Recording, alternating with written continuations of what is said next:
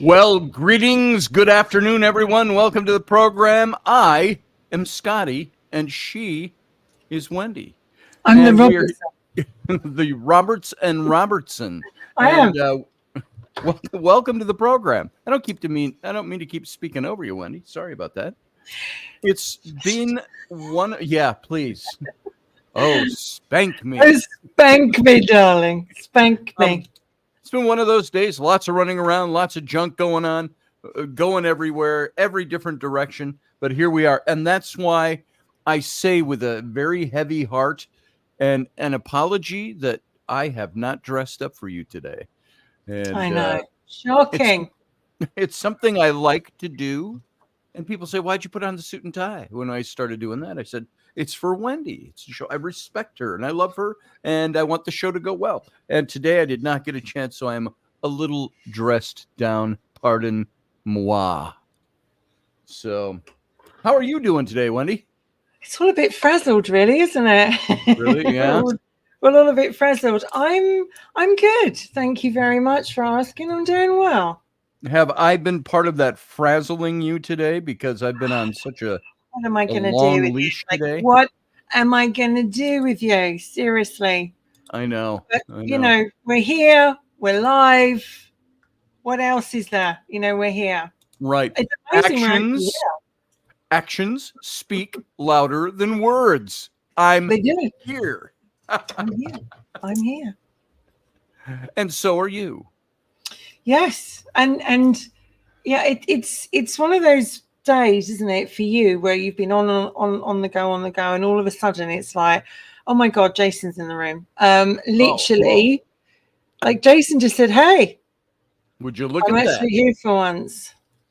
Hi, Sandra. Hi, Colleen. Hi, Allison. Hi, everybody. Josh Kemp, good to see you. Allison, good to see you too. Sandra. Hey, and Carlene. Who else have we got? Valerie. Val's in the room. Val's in the room. So you were saying, I'm sorry, before we interrupted your dialogue. I was saying it's nice to be here because it's been a while since we've been here, isn't it? It's been 2 weeks again. I know. It's just like, what's going on? I hate to admit it, but it's this show. Wendy and I were just talking about this a little while ago. How this show always seems to get the short shrift in our schedules, whether it be health issues, which are necessary schedule adjustments, or just, oh my God, I was just busy today. Yeah. And today could have been a day had I not stopped and looked at your message. We already talked yesterday and said, yeah, we're doing a show today. And had I not stopped and looked, I was out at the time, I would have missed it. Yes. Because it's not because I don't care about it. Now, that's a thing where I say to Wendy, now we're going to talk about actions speaking louder than words. Is that my action? Is it some kind of subconscious action saying, I hate this show, I'm going to be late for it all the time or miss it? No, because I love this show. I love Wendy. I love what we do. But it always seems to hit at a weird time. Yeah. And that's not a prelude to saying, so we're going to change the time up or anything. This is this is the only day of the week where it's 4 p.m. instead of 9 p.m. And for me on this end, sorry, it's already 9 there. So if we ever look frazzled, it's not just an act. We sometimes are frazzled. But Wendy, for being frazzled, you're absolutely unbelievably stunning. And stunning is one of those words. Wait, that's like meeting a guy in a bar and he's got a necklace on. He goes, hey, gorgeous. That's one way. Or there's then there's the, wow, you are really beautiful. And, there's those two different times and all the things in between. Yeah. If you're, looking at physical attributes or commenting on attributes at all. And so I didn't mean that in a, hey, gorgeous. How you doing? How you doing? How you doing? No, how you doing? Thank you, Colleen. Wendy is always stunning. Colleen. So, Colleen, the thing is, I actually just got changed really briefly just now, just threw it all together. Because we were like, let's do this. Let's do this shit. You all can make what you want of this, but I saw her before she changed. He saw me. He saw me differently. Yes. Were you going to say more about that? And I interrupted you. I was just reading Jason's. There's also the cattle prod taper version of Stunning. What is wrong with you, Jason? What is wrong with you? The cattle prod taper version of Stunning. He doesn't come on Wicked Women anymore. I think he's a Pearl Jones. Delaney. Oh, by the way, public announcement, something I didn't get a chance to tell you in our private conversation, because it's a private thing, but I don't care. I have no privacy. What the hell is privacy anymore? Exactly. I'm finally going to see a doctor about my red nose tomorrow. Fantastic. Wonderful. I've been waiting 5 months for this appointment. Yeah. So, and it's tomorrow. And the only reason I thought it just popped up on my calendar. So, in the corner of my screen. Yay. So, hopefully, we'll find ways to stave off my Santa Claus days. And, the white beard, when I had the full white beard and the big white curly mustache, that didn't help any. So, and there was a Christmas card with your picture on it. That's right. That's right. It's Scotty. There it is. Ho, ho, ho. Ho, ho, ho. And, we all need a little bit of ho, ho, ho. Oh, stop. That's true. We all need a little bit of ho, ho, ho. Ho, ho, ho. But a little of tally ho. Welcome to Robertson, where anything goes. And that's right. So Carlene says, Scotty, use the tea tree lotion. You told me that once before, and I didn't try that. It's something to do with, I'm not a drinker. I mean, I drink, but I'm getting it on the nose, and I'm getting a little bit here. And it's like, what the hell? Is that just because I'm turning into an old man? And that just is the natural progression of my face. So it'll be good to find out what they say. Well, we can take care of that. That will only be $14,000. We have some potion. I'll be like, well, I guess I'll just start playing Santa. We have some potion for that, sir. We have something for that, sir. Yeah, we have a lotion for that. Does it itch, sir? Does it itch? Not much anymore. So, yeah, it's rosacea. That's it's like, why do I have that? A lot of people do. But why? Where's it Only the little special people, darling. Only the little special people have it. Only the special ones. We're like the lizard people, But you know what? If I told you I was going to meet you here for radio at 4:00 my time, 9:00 your time, and I didn't show up, and then I said the next day, I am so sorry. I love the show. I'm going to be there. Let's do it again tomorrow, and I don't show up. Or there's a long list of excuses for that. What would be the point where you'd go, he's paying me a hell of a lot of lip service, and that's a lot of words with no actions. Your actions are starting to tell me you might not want to do this kind of thing. I only use that as an example because of what happened today, just being pulled in 10 different directions today. And still says Scotty, just letting you know. Yeah. I wasn't late today. It wasn't an excuse. Scotty, it says Scotty, doesn't say Roberts, just letting you know. That's right. There's no Roberts. I've got the Robertson up, but gosh, I don't know how that happened. Oh, I bet you I could fix that real easy. Oh. Well, here you go. ROBERTS. Roberts. There you go. You are absolutely right about that. And I put the sun in Robertson. The stun? The sun in Robertson, yeah. What, we're having a baby? Well, yeah, did you not know? I didn't know. Immaculate conception. I'm so happy. It's going to be a beautiful baby. Mm-hmm. Let me pour some scotch. Yeah, you might need it. I need a seventh child in my You life. did it. Yeah. So, Anyway, back to the show. yes, back to the show. What is this whole thing about? We hear it all the time. It's a cliche. Don't tell me, show me. Actions speak louder than words, the oldest cliche. I heard that when I was a child 60 years ago.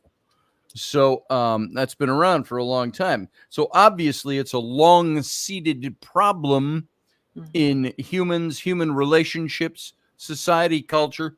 Don't tell me what you're going to do. Show me what you're going to do. And of course, a lot of this spills over not just into personal relationships, love relationships, romances, marital contract type of relationships, meaning those void of, I will love you forever and put you always first, until death us do part. Yeah. Those are words. Show me actions. Yeah. Into our politics. Our politics reflect it. Every politician is so full of words. It's like, stop talking to me. Yeah. Just show me what you're going to do. Just do it. And of course, I got to tell you before you vote for them. But so have you personally, before we get into talking about it, how about talking about some of the things we've experienced? I know you've experienced things where you're living out there and you're going, they told me they'd do this. They said they'd do that. This person said they'd do that. And here I sit alone with my thumb in an anatomically unlikely locale, unable to do anything because all I listened to were their words, and they aren't doing anything with their deeds. What's your first salvo into that? To be honest, like everyone in this planet can relate to this topic tonight. Let's be honest. We all have expectations. We all have hopes, and sometimes human beings just cannot live up to that. But I think marital vows. Let's use that one for an example. Marriage vows. I'm saying the words till death do you part, for rich or for poor, in sickness and in health. But my actions show completely different. I have absolutely no intention of following on with what I've said. They're just words. I think for me, it's like, it's about integrity. It's like we're all guilty, all of us on this planet, we're all guilty of saying things and not being able to do it sometimes and not being able to follow up. But it's having the integrity to actually say, I couldn't do it. I'm so, or whatever, taking it on the chin. I think also as well, there are so many, I picked up something earlier on when we were talking about the subject. She says, getting her glasses on. And, when you have prime ministers and presidents and they promise, I'm going to do this. This is what's going to happen. You vote for me. Right. So you're expecting, or you're listening to his words and he says, this is going to happen. And then he absolutely does absolutely nothing that he says, or they said they were going to do. But let's have a look at someone like Nelson Mandela, or as we like to pronounce it over here, Mandela. Nelson Mandela, as everybody knows, was the leader of the anti-apartheid movement in South Africa. And he spent 27 years in prison, but came out and emerged as the first Black president. And he got people to reconcile over vengeance. That man set out to do what he said he was going to do. And by God, he did it. He accomplished it. And that is an example of someone who says, I'm going to do it. And they back it up. For instance, another one, I'm using myself as an example. Okay. You'll never get a 67 Impala. It's never going to happen. You live in a dream. It's never going to happen. And I was like, really? And watch me. And so I did it. And I actually said, watch me. Watch it. I'll do. And now I did. And I think that it's about determination and integrity. And also like when someone tells you what you can't do, it makes you probably want to do it even more. Sure. As that famous message from Locke in Lost when he said, don't tell me what I can't do. Yeah. But I think in a relationship point of view, whether it's a friendship, whether it's a romantical relationship and stuff like that, it's about you're married. Your husband says, I'm going to come home. I'm going to cook dinner. We're going to spend the night together. It's going to be amazing. And I'm going to shag you. Exactly. And at 10 o'clock, they're like, oh, no, you don't. Don't touch that. Don't touch it. And I go, oh, yeah? Watch me. Scotty went down the other road there. Just went down I did what? I went down the other road? Completely the other way. Everything's an entendre. But Go ahead. You're waiting I there at 10 derailed o'clock myself. and you're like, well, he's not home. I've eaten toast and I'm going to bed. Because, and that, what I mean is that you have the expectation and the hope that when someone tells you they're going to do something, they will follow through. Yeah. And if they don't follow through, you can let them away with so many, but if they keep doing it, no. Jason, all I can say is from my lips to God's ears, so they. I have a similar story to that. I was working in advertising as a creative director, and I got a position in Detroit. And so my ex-wife, before we had any of my kids, I had no children yet. We moved in 1989 from Minneapolis, Minnesota. Those of you who know the geography, central United States, over to Detroit, which is about 700 miles away. And I took this job, and there was one night, that first few months I was there, we had a huge client, an automotive client, Detroit, and Chicago. We had to get something done for them for the next morning, and we were just breaking ass on this job. And we finally we went until about 11 o'clock, 11:30 that night in the office, in the conference room, getting everything put together for the presentation the next morning. And if you ever saw Mad Men, that shows like that, we were doing a presentation to the client the next day. So my wife was expecting me by 5:30, and we had just moved there. We had no friends there yet. We didn't know anybody. There were no relatives. So she's sitting in this little apartment. And I finally get home. I called her, of course, a couple of times. Said, I'm late. I'm coming. By the time I got home, it's 11:15-ish. Yeah. And I walk in the door, and my first sign that I was in trouble for not doing what I said I would do, even though understanding the situation is totally aside. But I said I was doing one thing, and it didn't happen. I walked in. There's my wife, who was quite fetching, stark naked, but wrapped in saran wrap from here all the way down like a mini skirt, a strapless mini skirt. And she had blonde hair, straight buns hanging down, and she's watching TV, and she's drinking a beer. And I walk in, I go, hey. And she didn't say anything. And I said, I'm sorry I'm later than I thought I'd be, and blah, blah, blah, and blah, blah, blah. She said, do you know how long I have been sitting in this living room wrapped in saran wrap? She said, and she didn't have a watch on, but she doing that figuratively. She looks at the clock and she goes, I think I've been in this for 5.5 hours now. And she was not happy with me. The evening ended well, but that's another example when you get all prepped, because you said you got the big meal and you're eating toast waiting for the guy to show up. Yeah, sure. And I tried to keep her apprised of what was happening, but we were so in the thick of it, I'm sure I didn't call her every 20 minutes to update her. And so, that's just another fun example. Thank goodness it ended well. We were newlyweds, so it still ended well. But she was a little miffed that I was that late. And so I'm not going anywhere with that. It was just a story to add on top of your story. Yeah, there are things we make promises to do, and if we don't do them, we leave it. The least worst scenario is leaving the other person a little hurt or a little miffed or a little out of sorts. I think for me, it stems from my childhood, because My dad would often say, and I think I've mentioned this before in certain shows, I'm going to be there, we're going to do this, we're going to go out, we're going to do this. And it would never happen. And I would constantly be let down. And I think this is where my dislike of non-consistency and saying thing and doing another comes from. Quite right, Morgan. And I think as children, we are sponges and our parents are our guides.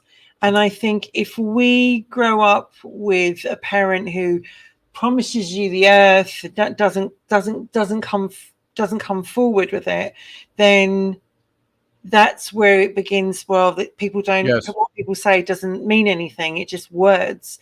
And I think as children, it's very easy to let them down, because my dad and other parents I know, they seem to find it easy. Oh, they'll understand. No, they won't, because that you're their whole world. Children, our parents, when we're children, are our whole world, and we look up to them. They are our role models, and if they talk the talk, but don't show us, then what is that telling us as children straight away? My parents did a lot of this, but they never followed it through. And I think it begins to it seep into you as you grow older. And then when you have relationships, be it friendships, be it romantical, that you start to look at them in a different way and go, hang on a minute, who's doing all the action here? Who's putting all the work in here? Because certainly from, I don't mean to be disrespectful about my dad, but I'm being completely honest. He was just not there, and by the time I think he was, I no longer wanted to. I no longer cared, because that's what happens. You see, if you just keep talking and you don't back it up, people give up. I do a little bit of that myself. You can take and you kind of look back there and you go, all of that stuff that happened back there, and how has that affected me now? Because I look at, I didn't have a father around, and so I never expected him to be there. So I had, and the last time we were on air, I was talking about some of this. I made a vow, and I said I will never be an absentee father for my kids. I just won't let that happen. And it was interesting. Last night, I was watching a movie with my brother-in-law. Was over. Rainey is out of town with one of the kids at the scout camp for the week. And then they're going to Alaska for 2 weeks after that. So it's like you've got 3 weeks they'll be here for 2 days. Woo! But DJ came over. It's like, I will say this. We've been married almost 20 years. And it's kind of like, it's kind of nice to have it kind of quiet around here. But, don't interpret that a bad way, anybody. It's just like, oh, hey, cool. Sure. Well, I wouldn't want to be out camping on the ground for the next week. Anyway, we watched a movie last night. We watched an old movie that my brother-in-law was saying to Ellery. He said, "You've never seen this movie, come and watch it." And it was the movie Hook with Robin Williams, Dustin Hoffman playing Captain Hook. You remember that movie? I do. And what a great movie. And I'm sitting there just almost tear jerking, because what's your happy place? Well, it's my son. It's the birth of my children. And I have to say that in a way that doesn't sound passionate, because it's right below the surface. It'll make you cry, because you go, am I? And it makes you sit back and say, am I the kind of parent that those kids experienced in the movie? Do my kids say about me, yeah, I love my dad, but he's never around. Yeah. Or he's always too busy. He doesn't take us anywhere. He doesn't do things with us. And we're always saying, I'm always saying to them, hey, I'll take you camping. We'll go do this. We'll do this. And, there's other things that get in the way. It gets busy. It gets wild. And there's things we don't do that I say we're going to do. And then I look back and I say, then you start to do this. Now, this fits into a parent-child relationship. It fits into a romantic love relationship. It fits into other kinds of relationships, not just not doing what you say you're going to do, but I become very impressed very quickly with the irreplaceable moments of time. With my children, as they grow, there are irreplaceable moments of time. You're never going to get that time back. With somebody that you're in love with, you're in a romance, and you want that relationship to work, and you are, but you're not doing the right things. You're not, your actions aren't fulfilling your words. And there's the irreplaceable moments of time there too. Because how many bricks can you put in a wall before you can't see over it anymore? You know? And it's longer to tear down the wall than it is to build it. And having been at one point in my teenage years a stonemason and a bricklayer as an apprentice, I happen to know it's easier to build a brick wall than it is to tear down a brick wall. Yes. So there you go. I think, and I bring up that movie as an example because it touched me and it hit me again after 30. That movie, by the way, if you want to feel old, everybody, that movie is 32 years old. 33 years old. I'm sorry. Came out in 1991. Wow. And so we watched that, and it made me feel like, I got to be better at keeping my word to my kids. When I was in my ministry days, Wendy, we had a group here in America. I don't know if they ever did it over in Europe or not, but the Promise Keepers. Some people made big mockery out of it and joked about it, but it was a Christian organization for men. They would fill football stadiums, 70,000 men coming to these rallies that they had. And they were all rallies about, people said, oh, it's all misogynistic and all that. No, what the Promise Keepers was, it was about men keeping their promises to their wives and to their families and to their loved ones. That was all it was about. And I remember taking a bunch of guys to see that, to join in that one weekend. And it was, these guys all came back, and every last one of them, I'm going to commit to being a better dad. I'm going to commit to being a better husband. I'm going to commit to doing the things I tell my wife and kids I'm going to do. And so now, take all that I've just talked about. That is all on the kind of family level of all this stuff. What about relationship? What about there's no kids involved? Yeah. And you're dating somebody. When I'm dating somebody, I got to tell you something. If I'm dating you, I want to try to impress you. Not with lies, but with, guys, you better watch out too. If you say, this is the real me, and you're putting on an air, that's going to get found out soon enough. So your actions have to meet your words. It's like, I love you. I want to be with you.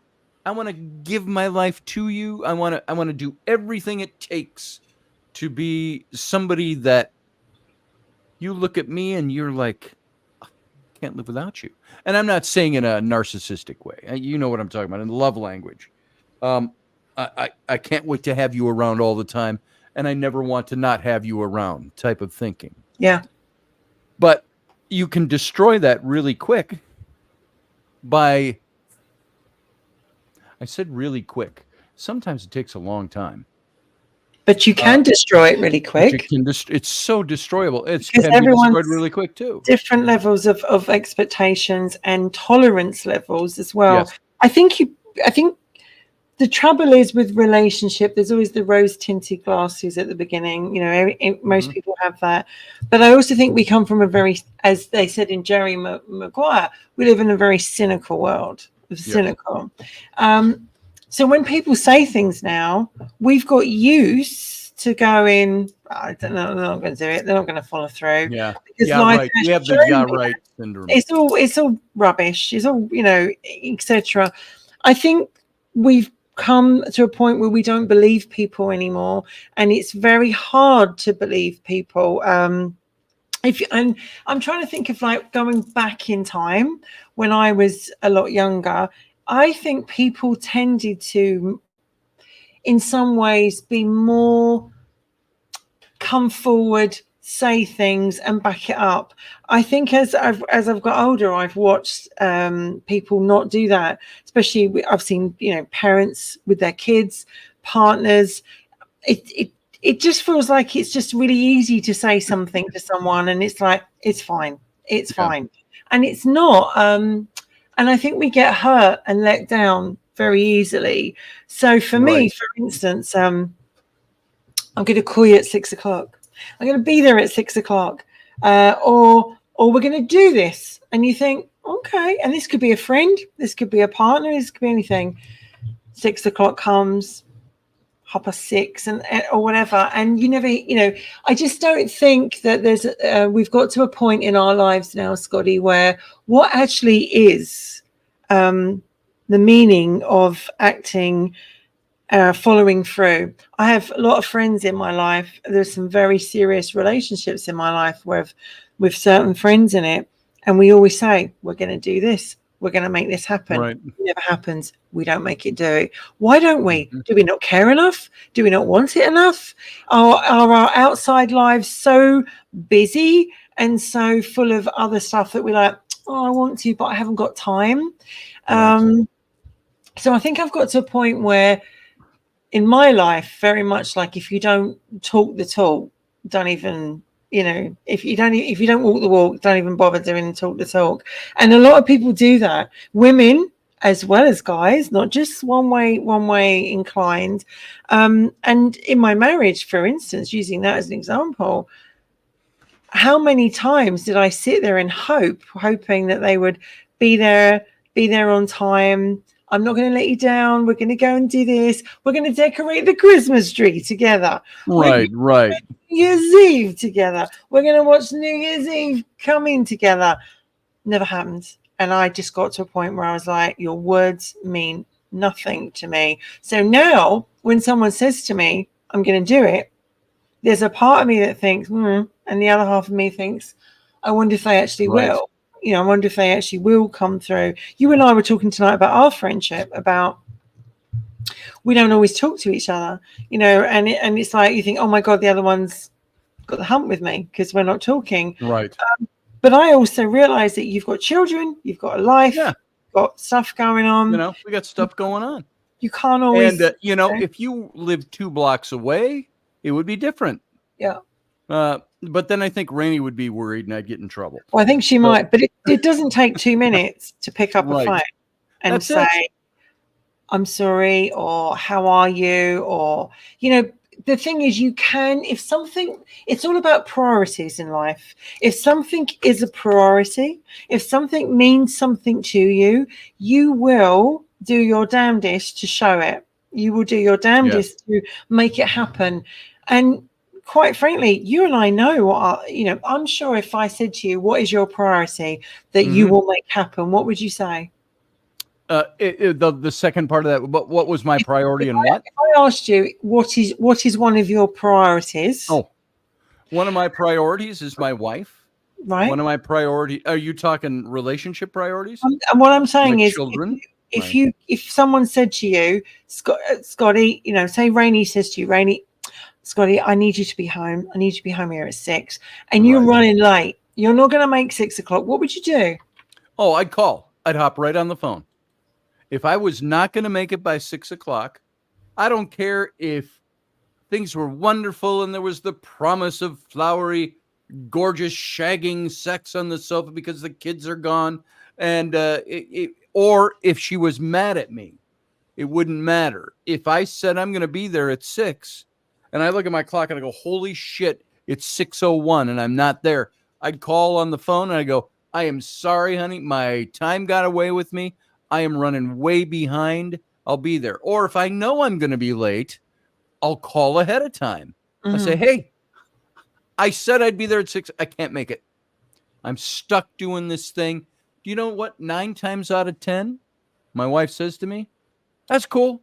I'm a little disappointed, but that's cool. Get done what you got to get done. Call me when you know you're coming. And because we communicate about that stuff.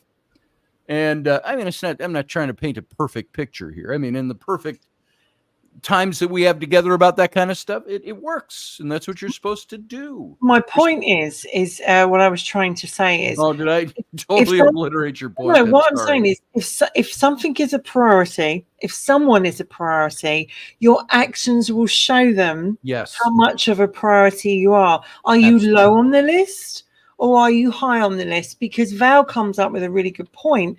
She says one of the problems many men tell you what you want to hear, but then treat you like shit and get mad when you leave. And that's incredibly true. Incredibly true. Women as well, just guys. Mm-hmm. And I think that there are many exes that walk around going, I don't know what I did wrong. What did I do wrong? Well, I tell you what you did wrong, Right. buddy.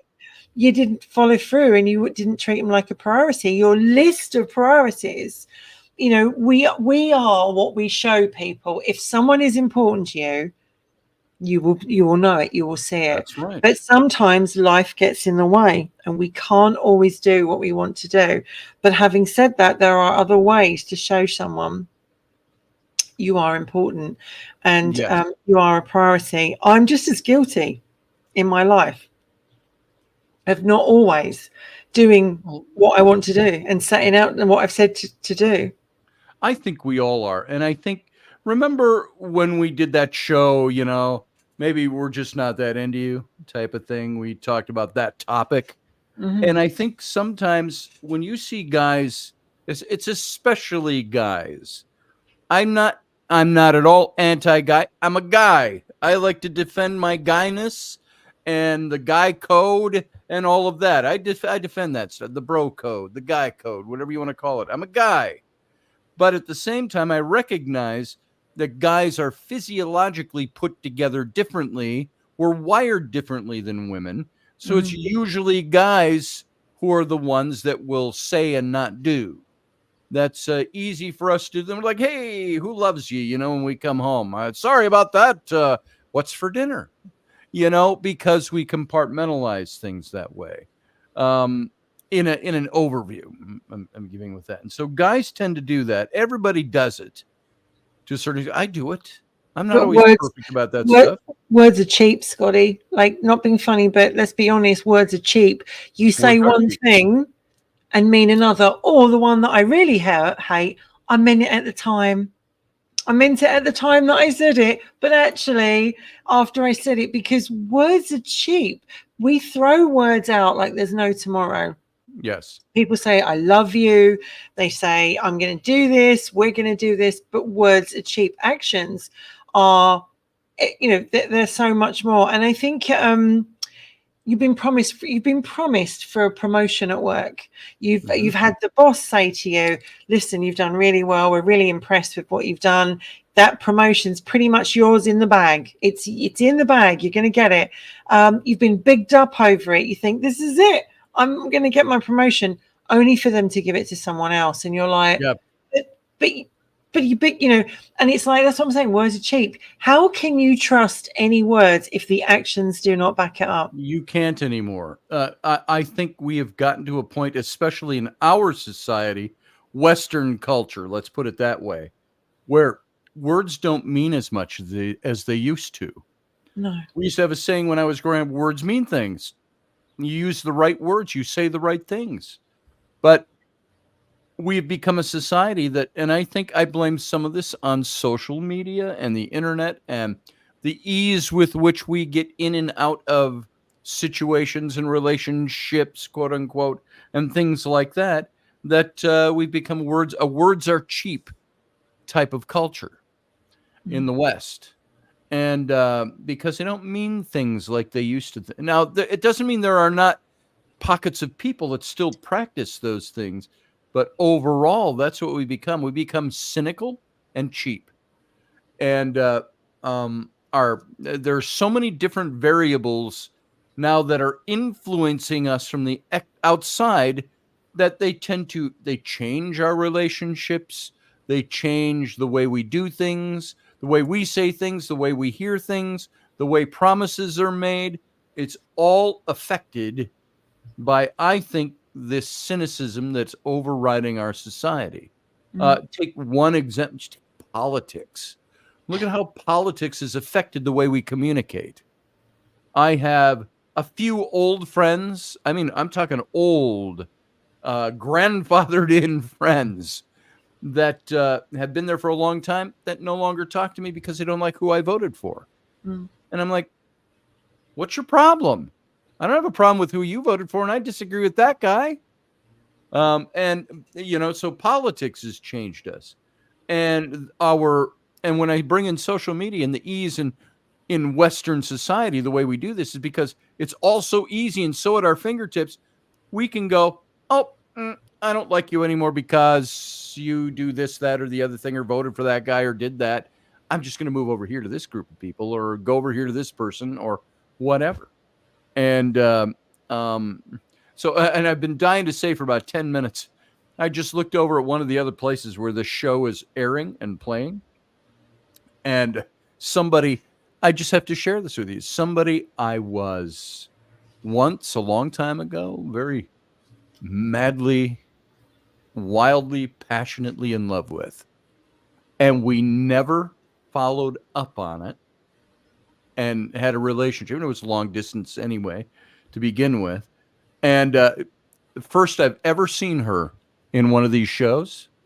And she came in some point, I don't know where it was and what we were talking about. She goes, "Ya dork." So I think that was just kind of fun because it must have been something we're talking about these things and I don't know what was on her mind. I haven't talked to her in a long time, but it was interesting that she uses a fun insult, "You dork." And so I must have said something about something that made her say that. So that's fun to comment on.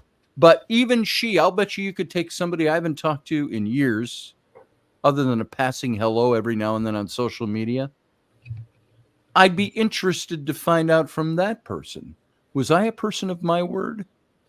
Was I a person that fulfilled? Was she? And I always find it's rarely, and I'm not camping out on this for any particular reason, it's rarely the woman that's the one that doesn't keep her word. It's rarely the woman who says things she doesn't mean. Yeah. It's usually the guy who says things he doesn't mean. You put a guy, and I don't mean this for comic effect or shock effect, but we're all grown-ups. You've just had a great night of sex. Guy sits up, he's still dripping sweat, and he looks at you, and he goes, "I love you." And then you go, "What?" And he goes, "I like you." I mean, it's so, because now that's a slip of the tongue maybe, but it's a thing that guys do. The words "I love you" just come out of people's mouths really, really easy, don't they? And I did that one time. I dated somebody, went out on a date with somebody. We weren't dating. Went out on a date, and as I dropped her off, she was getting out of the car, leaned over to give me a goodnight kiss. I didn't go upstairs with her or anything like that. She gave me a goodnight kiss. Nice person. I liked her. Gave me a kiss, and she says goodnight. I said, "Goodnight, I love you." And I went, "That's not what I meant." I had come out of a 4.5-year relationship with somebody. Yeah. And it was the first thing that rolled off my tongue. And I went, "I'm sorry, I got to go. Sorry. Bye. Sorry for that. Bye." Yeah, we never did go out again because of that that was a faux pas for me. But it was a faux pas because I was so used to saying this to the other person who ended up being somebody who cheated on me. But Scotty, actions take time and personal commitment. Actions take time. So words just come out willy-nilly because it's like, it's just quick, right? But actually, it's commitment and investment. And that's why actions speak louder than words, because you are actually taking the time to show them over a period of time continually. Whereas with words, anyone can turn around and go, "Yeah, well, I love you and I really can't wait to see you," or I meant to give you a call, but this came up and I've just been really busy. No, that's bullshit. I'm sorry, it's bullshit. Nobody is too busy in this world to actually not call someone or send a message. It's a personal choice. We've all done it. I'm just as guilty. It's a personal choice to not do that. And I think sometimes it's very damaging, very, very damaging for someone, because then what happens is they go, well, you're not a person of your word. Is there anybody out there who I'm actually ever going to meet who is a person of their word? And then, like, people can say they love you for you. Like, I've got a friend. She's coming out of a relationship, and it's like, but I love you. But you need to do this. You need to go to counseling. You need to have this. There's something wrong with you, but I love you. And it's emotional abuse, because at the end of the day, like, his actions are going, I love you, but there's something wrong with you. I love you, but you need to do this. And he's got inside her head. So now she's completely screwed up from those. And she says, like, why does he still say he loves me? Why is he still telling me he loves me and he's acting like this? I went, because he's either a narc or he's just, this is what happens. I think that we should be very careful what we say if we don't mean it. Because sometimes we say things to people and we don't show up for them. And then what happens is, if we don't follow through on the things we say we're going to do, or how we feel about them, you can really damage a human being. Yes. Especially if they've had a history of that in their past. And Val, what you said here, I'm not disagreeing with you, but I'm going to disagree with you in a friendly way, just with a variation. You said when somebody really loves you, they never have to say it. I would say you have to say it. I think that's part. Speaking I love you is an action, and it means something. I know what your point was, Val, and it was different than the one I'm making, but she says you just know by their actions. You do know, but at the same time, it's always good to hear it and let the other person hear it as well. So I know what you were saying, but I would just add that to what you said. Val also said, I told a customer, bye, I love you, at work, out of habit on the phone. And they laughed and said, I love you too. I've got one up than that. I've done that a couple of times in my life. I don't know where I was. I was at an event, or I was at a store. I was somewhere. And somebody was, I don't know what the situation was. It was not a sexual tension thing. There was nothing like that. But a woman that was helping with something, we were talking, and I turned around, and I don't know where it was, group of friends or something meeting, and I put my hand on her ass and kind of not patted, just kind of rubbed her, and I went, you are not my wife. I mean, it wasn't like I accidentally thought my wife was standing there. I was somewhere where my wife wasn't with me. And I was just talking to her, and I knew who this woman was. And I turned and I touched her butt and gave the little rub on the butt. And I'm like, I am so sorry. I mean, Wendy, what if a guy did that to you in public? And, it would all be, I suppose, his attitude, but my action was, I am so sorry. I do that to my wife. I did not mean to touch your butt. I wasn't even conscious of the fact that I did it until my hand was there. And so there are some actions. I'm building a little bit on what Val was saying over there, and Carlene. There are actions that guys will do. I love you, and sometimes as humans we say that because we're used to acting certain ways. We're used to touching certain. I'm a very tactile person. For me to be in love with somebody or in a relationship with somebody, as you know about me so well through all the conversations we've had about this topic, I'm tactile. I love to touch. And if I don't get the touch, I notice it. And because it's like, why don't you touch me when I'm peeling potatoes, or whatever, it might be. And so we have those things that, once again, an example that ties into something somebody said that I'm not necessarily making a big point out of, other than And it gets back to that episode, the last one we did, that your yes be yes and your no be no. And I don't know. What do you think of that? The ability for us to be able to slip and do things like that. What causes that? Well, I think there's a lot of hands go across a lot of bottoms, don't they? Let's be honest. There's a lot of hands sort of drape across a lot of bottoms, and oh, I'm so sorry, I didn't mean to touch you. Right. Of course you didn't. Of course you didn't. No, maybe there might be a few, first of all, that are genuine, but most people, I'm sorry, most people know what they're doing when they. I will say, it's only happened to me a couple times in my long life, but I have never deliberately gone, I can reach out and touch her ass and pretend like it was an accident. I have never done that because I don't want to cross that boundary and suffer the consequences of it. If it was wrong. I have done it by accident twice. I grabbed somebody's boob by accident once, and I grabbed somebody's ass by accident once. It's all coming out now. Yeah, it is. But the boob grabbing was a total I accident. have never grabbed anyone's male but neither regions by accident. I'm telling you this. I didn't. It was her butt. It was the curve of her butt. It was not the actually that's not true. Organ. That's not true. I've just thought of one. When I was in Calgary, it was Stampede. We were in the restaurant. My ex-husband was working. They all wore the same uniform, black trousers, white shirt. They all had the same look on the bottoms.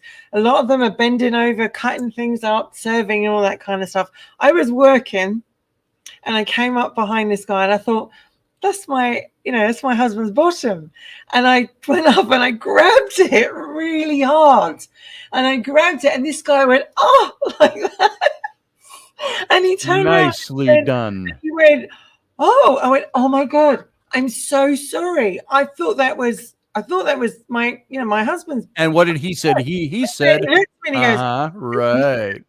Are you saying that I have the same shaped bottom as your husband? And I was like, yes, you do. Anyway, I was mortified because it went round the kitchen, it went round the restaurant, and my ex-husband came up to me and he was like, so I hear you've been touching up my workmates. And I was nice. It wasn't like that. But what I'm saying is that the only time in my life I think because to be fair, I was fooled by a bottom. I was fooled by a bottom shape. But you know what? It was to be fair, I was fooled. I was blinded. He was actually bending over at the time, and he had dark hair just like him. And I thought, oh, they have the same shape. There's a lot of people with the same shape bum, to be fair.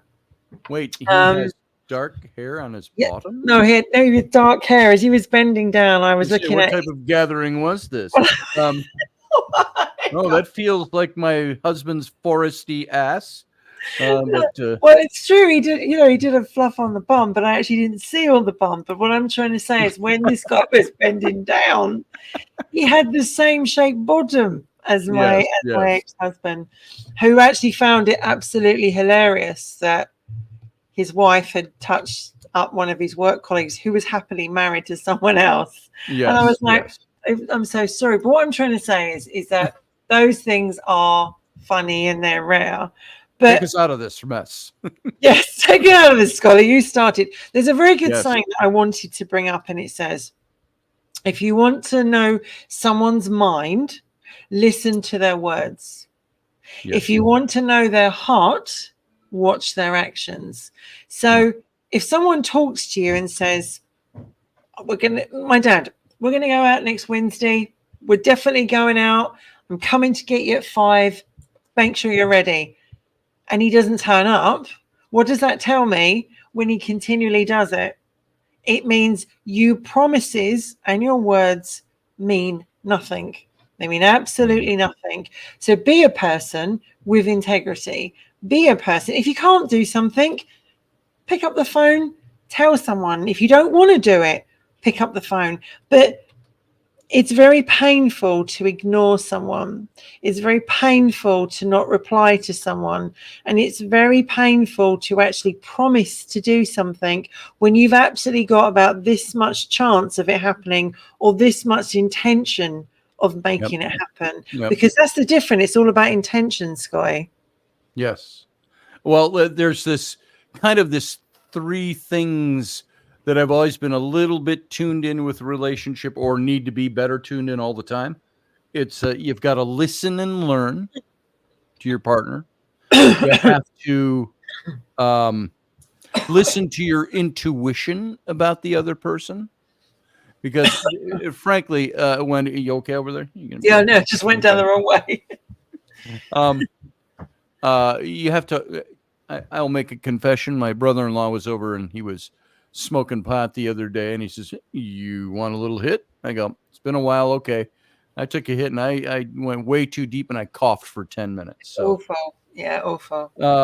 anyway, so you listen to your intuition, meaning you're going to know intuitionally if you listen and learn, watch what the other person's doing, watch how they're acting, watch how they say things, watch how they do things, then listen to your intuition, watch what that person is doing, watch how they treat other people, how they treat other situations. That's going to tell you a whole lot about that person as well. That's a really good point, because if you see them doing lots of other things with other people and for other people, but not you, and you're investing a lot of time into them, but you're not getting it back, that's when you realize that you have to just pull back and go, people do what's important. People show people they're important. And I'm sick of those words. Oh, I was busy. It was work. I was this, that, and the other rubbish. I'm sure you got up in the morning and you had breakfast because it was important. I'm sure you got up and you made a call, or you had a cigarette, or you had a cup of coffee, or you rang your mate. And I think that as a child, the most damaging thing you can say to a child is something that you have absolutely no chance or intention of actually following through on. Right. And I think children learn very, very quickly that mum and dad don't actually mean what they say. And see, I got to tell you, with my kids, that's why so much of the times and the things that my kids ask me gets the answer, let's revisit that tomorrow. Let's see what tomorrow's going on. Yeah. Maybe. We give them a lot of maybes. Can we do that? Maybe. We got to see what's happening first. And they don't understand that. And now they get made a priority. We've got things on the calendar that are set. Rainy's at scout camp with Rowan for a week. Rainy's taken Rowan to Alaska with her for 2 weeks, when the 2 days after they get back. And so those are things that are set in stone. They're on the calendar. To change them would be major earthquakes, having to change those things. Yeah. But if it's like, Dad, will you take me to Sephora to buy makeup? Yeah, we can do that. We'll have to do it tomorrow. And then tomorrow comes, you could still be sleeping in bed, and your child is just standing there silent at the foot of your bed. And you wake up and you're kind of like, oh, what? They go, I hold you to your oath. You are taking me to the makeup store today, cosmetics store. But what would happen if people did keep their word more and they did follow through? You would actually know that that person is a man or a woman, a father or mother of when they say something, they do it. What kind of example are you then setting? You're also showing there is that, actually my parents did come through for me. They did follow through. They might have not always been able to do it at the time, as in that exactly 6 o'clock in the evening, but we did it. I think it's very important for children to see positive, what's the word I want to use? Following through behavior. Very, very important that kids see that, because otherwise we grow up as really screwed up adults, and we go into relationships and we go, well, I kind of expected that behavior. I'm used to it because I grew up with it. Yeah. And, my kids are the same way. Hey, can you take us out for Chinese today? And I'm like, hey, You know what? Nowadays, taking you all out for Chinese is going to cost me $80. I don't have $80 to spend on a restaurant today. Yeah. Because yesterday they asked for something else that they got, and so on and so on and so on. So there's a little muddy waters with us on that. But the thing I think that we need to all keep in mind about all of this stuff is that the old but true axiom of actions speak louder than words, that people are going to show you with their behaviors how they really feel about you. Sure. They're going to show you how they feel about you, or where or even if you fit into their lives.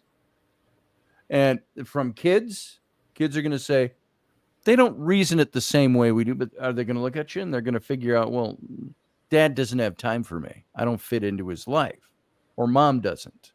And all we have to do is use our minds and our hearts to evaluate our actions towards other people. And you know what? It ain't that hard to figure out, to use proper English, the Queen's English. It ain't that hard to realize when you're wasting your precious time with the wrong people. Why would we allow anyone, Wendy, and everybody listening, who doesn't respect us to fill that space in our life and to use up that time? I look at, I look at my life right now. I'm by no means, and I've mentioned this before in other contexts, I'm by no means elderly, but I am old now. I am past middle age. Older. Older. I'm young old. I'm young old. There you go. And I start to look at it and I go, my daughter said something to me yesterday about, hey, Dad, in 20 years, when I'm 29, how old will you be? I said, when you're 29, I'll be 83. And I think maybe and this is by no means anything other than a comment in the moment, so time out on this, by marrying somebody and having 3 kids with them that was 20 years younger than I am, I've already cursed my children to have their father dead before they're adults. I mean, mature adults. I think, I keep telling myself I'll live till I'm 104 and I'm going to be vital all the way. Oh, I know. You never know. You never know. That's 41 years away yet. So I might make that. But in 40 years, my daughter would be 49. 41 years, she'd be 50.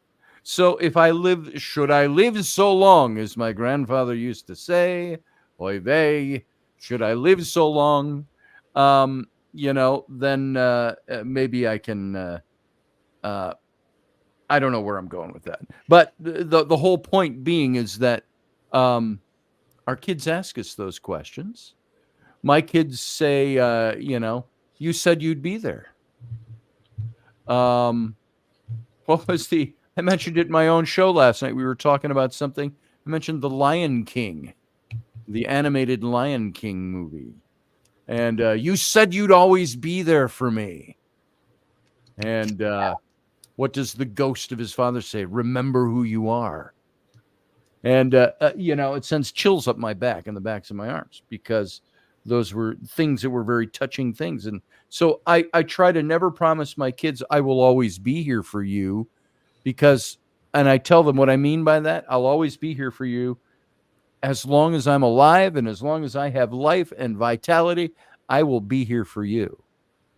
But don't you think in some ways, though, we take for granted the people that are always there for us? Because why is it human beings have a tendency to want to want the person that doesn't give them the time and does let them down?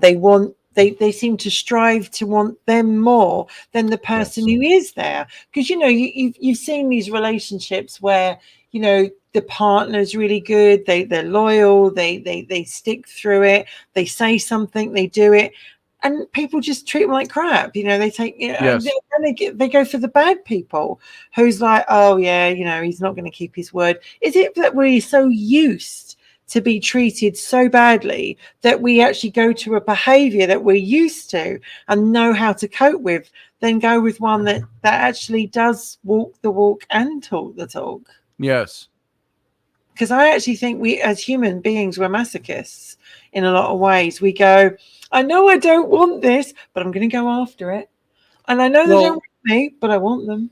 The thing is, if we look, and this, I think, segues into other shows we've done and maybe other topics, but what about all the wasted time that we have trying to make things real, trying to make things work, or conversely, looking for perfection, looking for that thing that's going to be the perfect thing when there is no perfect thing? No. How much do we have to surrender, or do we acquiesce to, or do we just give in or settle for that thing that is almost perfect or kind of what we wanted but not quite? And do you think sometimes we are let down because our standards are set so high? I think expectations come into it, and I think your standards, morals, whatever, they can all play a part. But I do think that we've got so used to being let down and treated like shit. As Val says, it's so hard to believe someone doesn't act that way. When you meet someone new who seems absolutely wonderful and they back it up and they walk the walk, etc., Right. you pray in your heart that it'll never go the other way, because it would break you even more, because you'll be like, wow, there was one person I did actually think would come through and they didn't. Right. So I think so many of us are jaded because we have been, as kids, as teenagers, as partners, whatever, we've been bullshitted, lied. Our expectations were probably too high. And you know what? There's a quote I put on my page the other week. I was expecting everyone to act like me. I was expecting everyone to be like me. Maybe we do expect people to be like us. We do. Discover that's not going to happen. Where do our expectations come from? They come from who we are. But I also think that's taught us as children as well, though. Yeah. Like, your parent says, right, if you don't do this, I'm going to go and do this, right? And my mother was like, you could put gold on my mother for saying, if you do this one more, I'm going to wallop you silly. And she would wallop you silly. So you knew she was a woman of her word.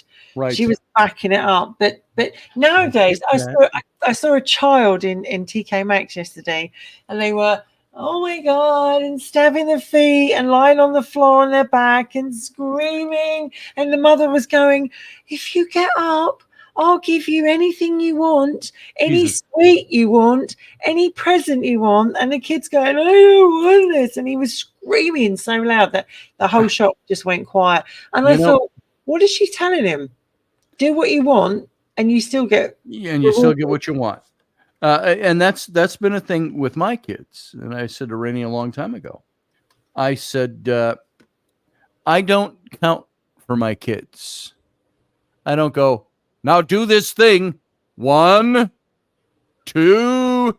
I said, you know what they learn? They've got till 3 before they have to move.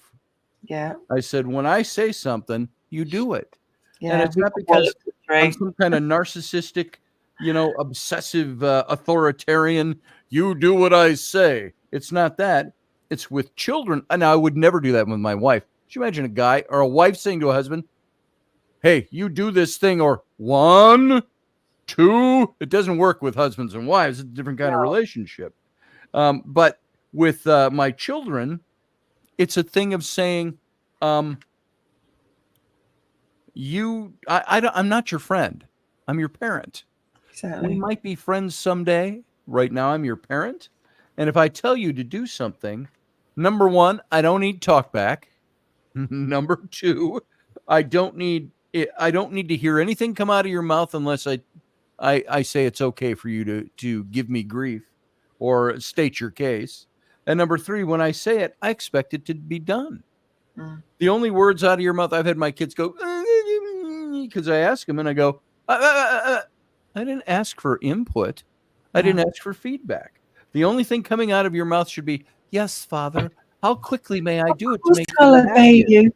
Yes. I And mean, in the old days when we had marital vows with the word obey in it, obey obey. I will. Was marriage it? I can't remember it now. How does it go?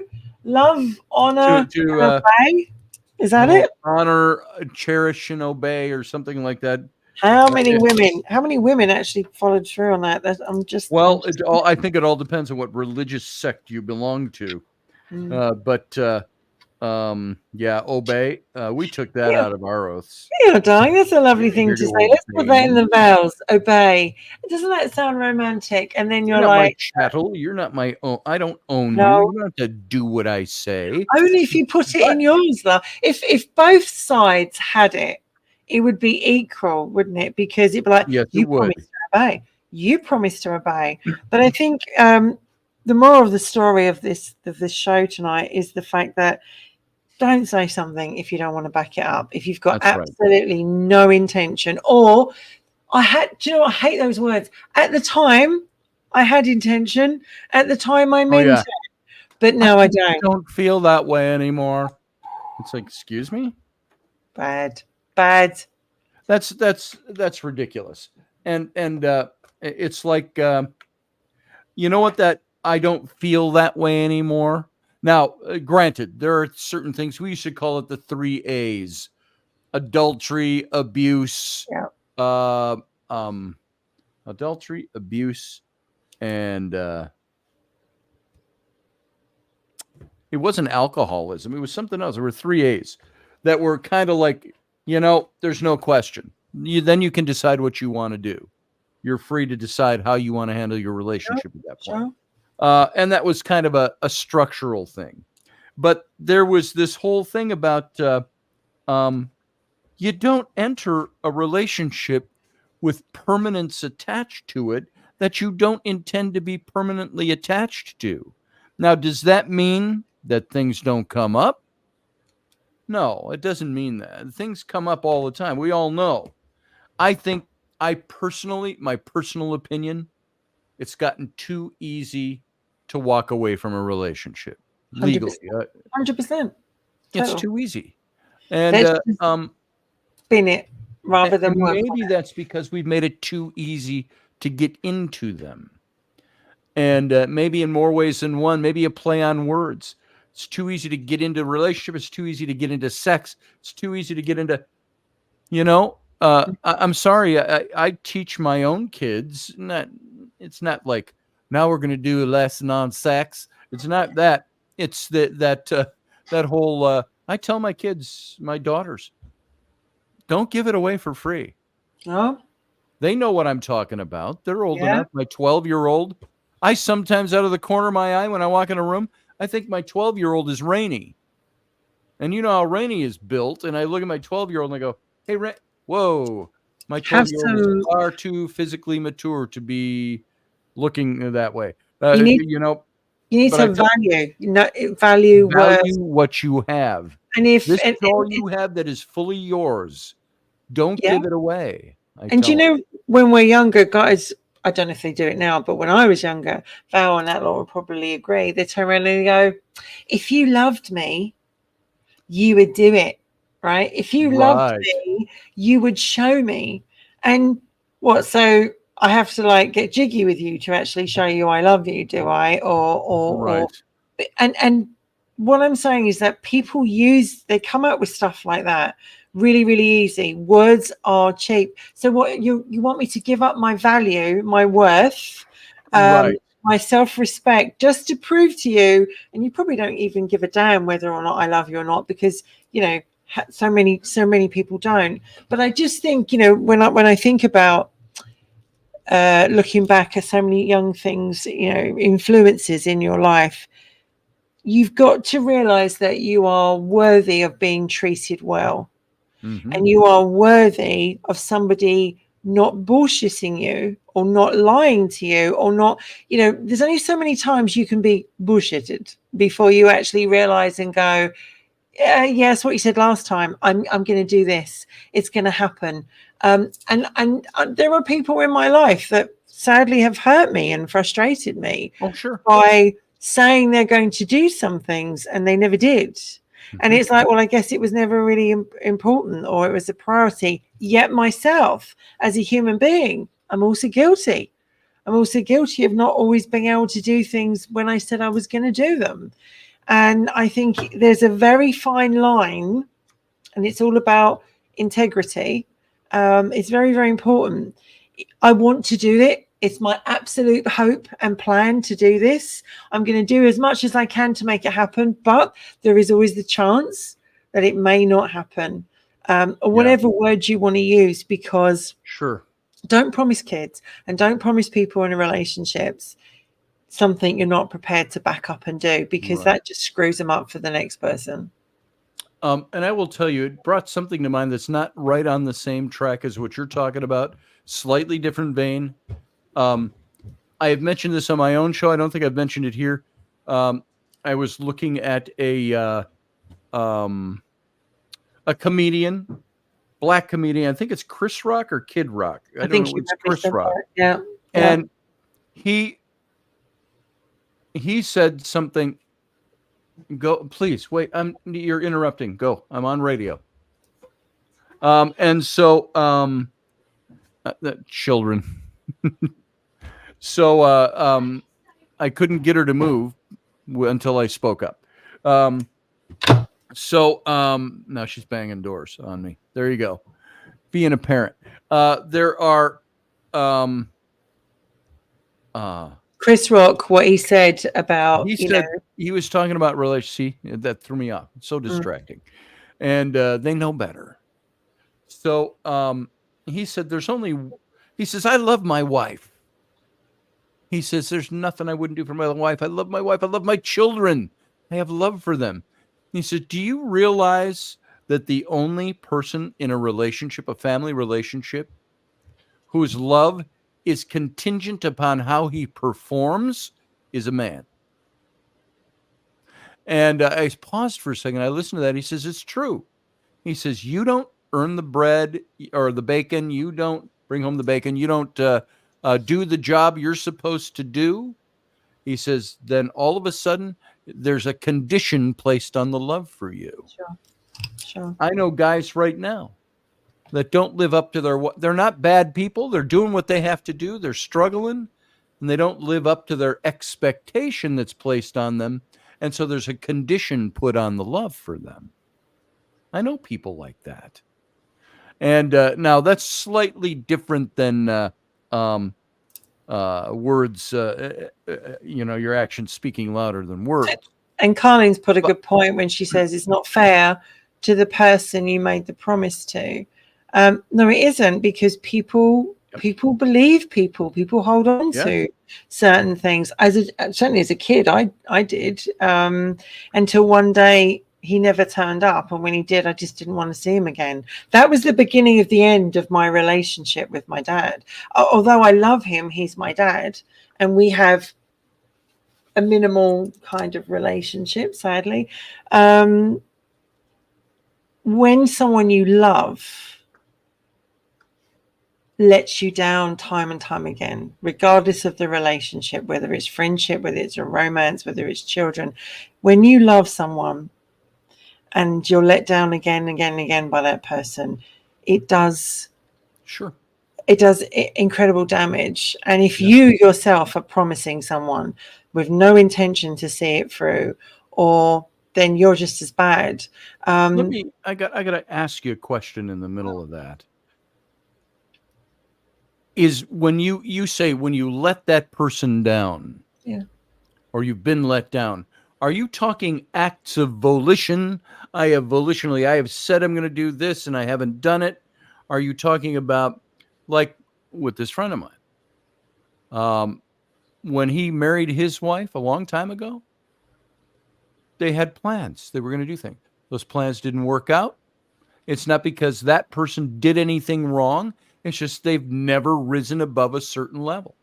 And so the wife's expectations were so high of him that she feels let down by him, because you know what? They're both the same people they were when they got married. But there's experience. So what counts in a relationship? And I only hail back to that because I was using that as an example. What counts is the things that let down the other person. Is it that they have done something, an act of volition that has left you disappointed and you're let down? Or have they, by things not of their own making, not met your expectations? Is that Yeah, being let down? Is that a reason to go, you know what? Done with you. I think you're right. Expectations come into it quite along. We all have expectations. As we said right at the beginning, we all have expectations. I think if someone vocalizes something to you more than once and it doesn't follow through on that, Mm-hmm. that is definitely letting down and damaging someone. If it's the odd occasional thing, then that's, you can swallow that. Well, he was working, he was busy, it was, stuck in traffic or whatever. But I Yeah. also think it's, do you know, the other thing I think is using that as an example, the most important thing we can give to someone is our time. Mm-hmm. Time is our most precious commodity. Yeah, because it's easy to spend and it's not refundable. And so what I'm saying is like, time is the most important thing you can give to someone is their time. If and we're all guilty, all of us are guilty of not being able to do it, but I think if you keep letting someone down, that's damage. If you Yes. say, I'm going to do this, and you don't, we're going to do this, I'm going to be there, this is going to happen, and I agree with emotional. that. That's overt. That's an act. That's volitional stuff, though. Yeah. That's saying I'm doing this. We're going to do this. We're going to get there. We're going to do this, and you don't do it, then that's different. That's And I think a lot of men would turn around and say they want to have sex, and they say to the ladies or whatever, like, and they go, tonight or tomorrow. I'm yeah, using this as an example because it can happen on both sides, but a lot of guys would say tonight happens, nothing happens, right? yeah. And they go, but you Well, said see, tonight. now I'm a guy. I've experienced that, and I go, "Hey, honey, how about it? How you doing?" Yeah. And it's How like, you doing? maybe later, and I'm like, "What's wrong with now? Yeah. What's wrong with the kitchen table?" But women are just the same, like men say that. What I'm trying to say is that if that happens a lot, men or a partner or whatever, Yeah, women will turn around and go, everything you say is rubbish. It's yeah, everything that comes out of your mouth. So I think once you be careful what you say, because once you've said it, it's out there for good and you can't take it right, back. right. Be careful what you say to people. And Agreed. only say it, and don't say, well, it felt good at the time. No, it doesn't work like that. If you mean it, say it. If you don't mean it, don't say it. Let your yes be yes and your no be no, as we This talked is about. part 3 of the show that we started 2 weeks ago. That's right. That's right. Well, have we kicked to this? Well, I wanted to bring up one thing. I was shuffling through my cards because I wanted to Oh, pull out a card, got the and it terror. was pertinent to something you were saying earlier. And you'll see exactly the point you were making. I pulled this card when I was doing readings the other day. It was the Six of Cups. Mm-hmm. And the Six of Cups is that card. Cups is the suit of passion, of Motion. the things we give ourselves to, the things we are invested in emotionally. And the Six of Cups it's got the two little kids and they're sitting in front of these gold goblets. It's the card, in a word, it's the card of nostalgia. And um, but nostalgia, we forget, isn't always a positive thing. No. Nostalgia can have negative aspects to it. We Yes, can it can. have good things that are happening in our memories. We have bad things that are happening in our memories. We can look back and say, I never want to relive that again. We can look back and say, I wish things now were as they were back then. Yeah. And this is a card that says, if you get it with the reverser, if you read, I don't read strict reversals. I read the positive and the negative in a card. And the negative aspect of this is be careful that you don't get stuck back here, either where things were beautiful and wonderful and you're wondering why they're not that way anymore, or getting stuck back here in the negative and it has affected the way you do things. For instance, it's the old let's say, I'm just going to use the male and female thing in here to make the point quick. Uh, Woman had a rough relationship with a guy, breaks up, finally gets out of that relationship, goes on a while, eventually meets somebody else. They like each other. They do the things that adults do. They get together, and suddenly into that relationship a little bit, she starts treating him like he's the other guy Sure. that she got rid of. Sure. And eventually that guy is going to go, hey, I'm not that other guy. It's not me. I don't act that way. That's not who I am. Why are you treating me like you treat him? Yeah. Now, you can flip those roles around too, gender-wise. But I think that's what this card warns against, is when you get into the tarot reading, and it just made me think of that, something you were saying earlier, is that we can't dictate the way we live now by something that we're trying to make happen from our past. Yes. Now, I understand part of what you were saying too was that sometimes we're trying to make things happen from our past that were promised to us from the person we're with. Yes. That's a little different. But also, we've got to remember that the things that we want, the expectations that we carry into relationship, are sometimes dictated by these old things. We should do a show on the tarot, because I thought of that today. We're both readers, and maybe what we we should are. do is, like, people could Read for each one, other. for one show only, people could, like, you know, we could pick a card for somebody and read, and both, like, you read for some, I read for another, and it's like different interpretations. But I'm also interested in doing a show about the tarot, because the history of it, where it came from, and etc., because I love the tarot. It's what got me into going down that road and fulfilling my family gift of clairvoyance. But I'd be interested. We should do that, perhaps. I think we should. Let's do it. Do you want a Roberts, or do you want a Robertson? That's right. And then I'll do you if you'll do me. How you doing? How you doing? All right. Well, it's lovely to be back, honey. It is. It is always lovely to be nice back. to be back. Although I don't use those words. I don't say it's lovely to be back. It's But so I nice. just said what you said. Qualifying what you said.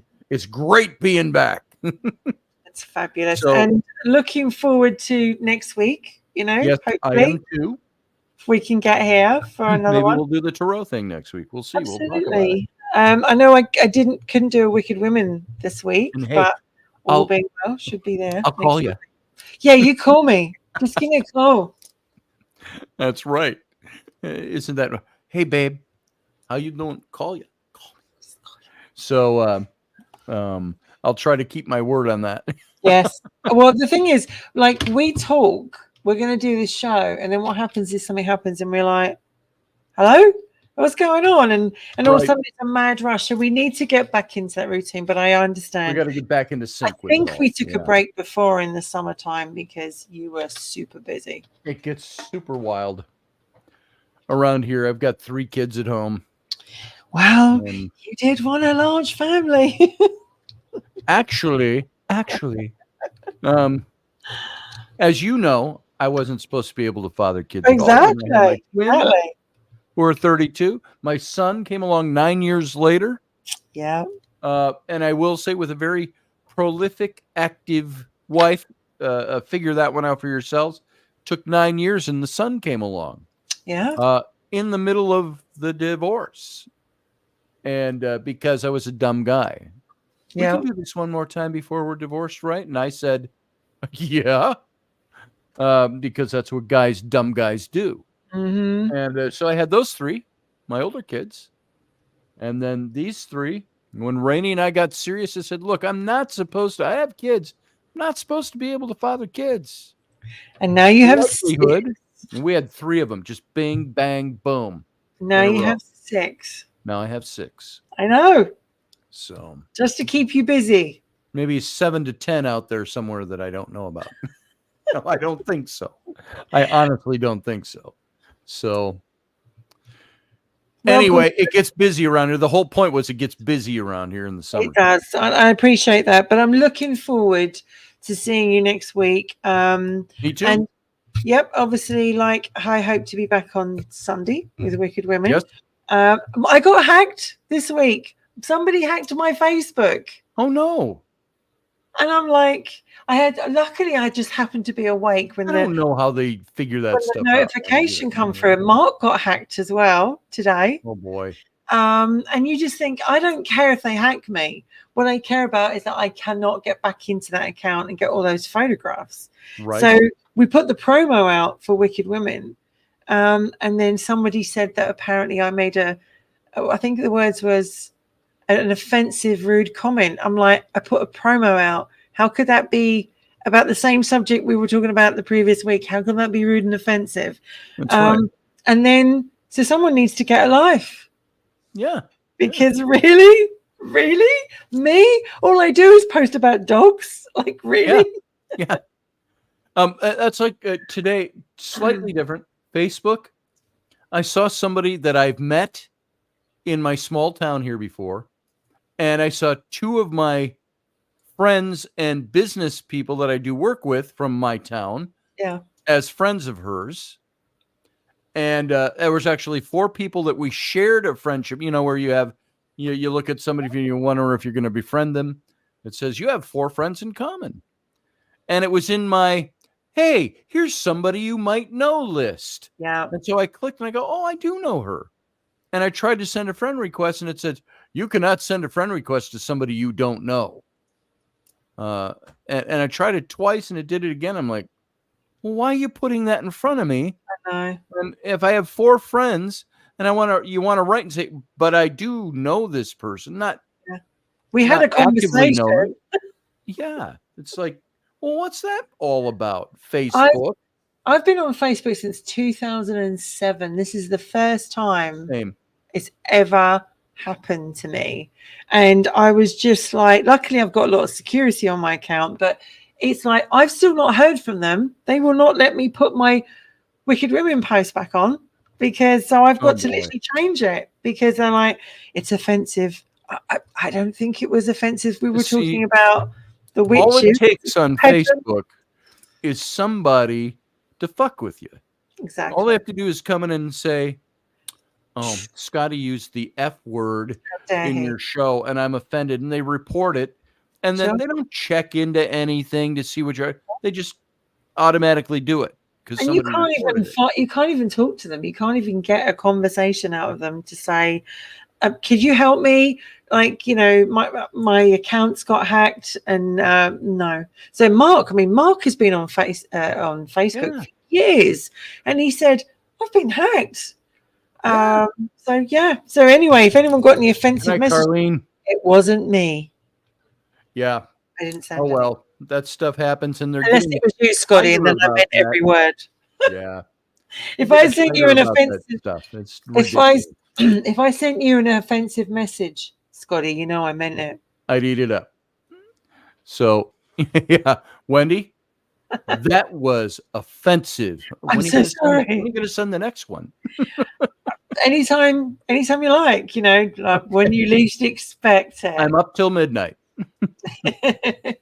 So, well, Wendy, this has been fun. It's been fun. We will have more fun next time doing something very similar, only a different topic. Sure. And everybody, we want to thank you for being here. Thanks for giving us, Wendy and me. Oh, wouldn't it be interesting if I could do that and touch Wouldn't you? it be cool? Like, that would be so cool. He touched me. I touched her appropriately. Yeah. So he says. One of these days soon, though. One of these days soon. Yeah, we're supposed to be over there in Exactly. So October. look out. So my daughters are gonna take me over there. So I don't have tickets yet. So, but it's supposed to happen. So But otherwise, we'll be back I next might be able to touch her inappropriately in live. I'm doing it now. How you Yes. doing? How So, you doing? and of course, when I'm over there, by the way, we're going to do some stuff. We're going to do some stuff with Yeah. Mark. We're going to Yeah. film some stuff. I'm not spending the whole time at Wendy's, No, but we're stopping there and we're going to take at least a day to do something just the and do day. some filming, take some pictures, do some promos, maybe do a show. Maybe we'll stick in You're that going to area need for a more couple, than a 3 day. days. You're going to need 2 days because 2 you're going days to, minimum. because Mark as well, to do something with Mark as well, That would be you're fantastic. going to need the You 2 guys, if days. you don't know Mark, look up Mark, MARQ, Yeah. English. Mark English. That's his last name. Great name Yeah. for being British. So over on Instagram or YouTube and look at his videos. He's very good. Very good. Love his stuff, historical stuff and all that. All right, Wendy, All right, gorgeous. kicking this dead show. So Good night, my sweetheart. everybody, good night, sweetie. I love you. Love you too. I will talk to you again very soon. Might not be tonight, might be Nope. tomorrow. And I got to go make dinner for my children that are home. And other than that, everybody, you have a good night, and we'll see you next time. So, by the way, until next time, live long and prosper.